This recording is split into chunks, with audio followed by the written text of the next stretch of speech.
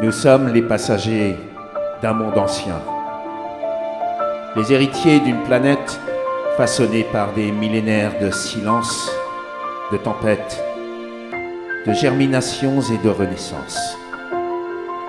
Nous ne sommes ni les maîtres, ni les propriétaires de la Terre, mais ses gardiens temporaires, les témoins d'un équilibre fragile que nous avons trop souvent ignoré.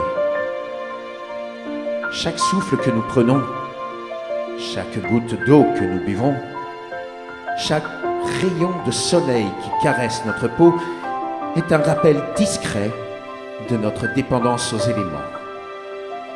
L'air, la terre, l'eau, le feu.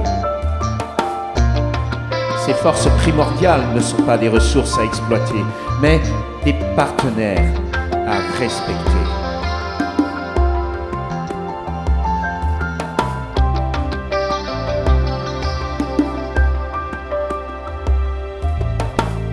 Nous représentons la conscience de la Terre, là où les roches sont muettes, où les rivières coulent sans mémoire, où les arbres s'élèvent sans parole.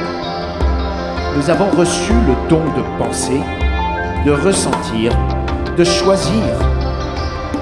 Ce pouvoir n'est pas un privilège, mais une responsabilité. Car si nous sommes capables de bâtir des cités, de traverser les océans, de sonder les étoiles, nous sommes aussi capables de détruire ce qui nous fait vivre. Et dans cette dualité, notre devoir se dessine. Préserver ce qui nous précède. Protéger ce qui nous dépasse. Transmettre ce qui nous survivra. La Terre ne nous appartient pas. Elle nous accueille. Elle nous offre ses saisons, ses paysages, ses mystères. Elle nous enseigne la patience des cycles, la beauté de la diversité, la force du lien. Mais elle ne pardonne pas l'oubli. Lorsque nous polluons ces rivières, nous empoisonnons notre propre sang.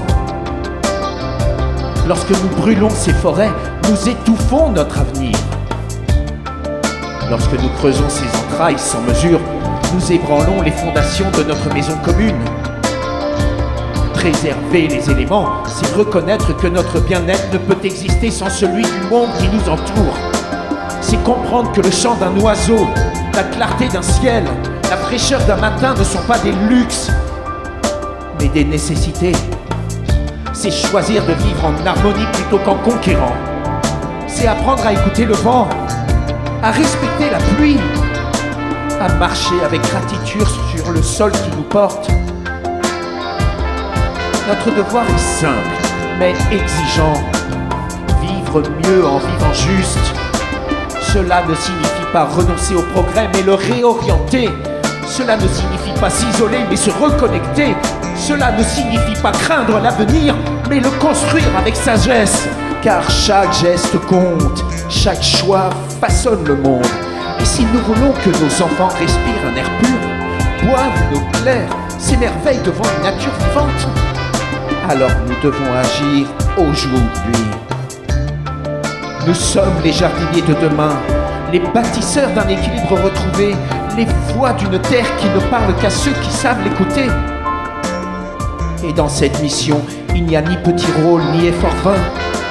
Il n'y a que la certitude que mieux vivre commence par mieux comprendre, mieux respecter, mieux aimer ceux qui nous entourent.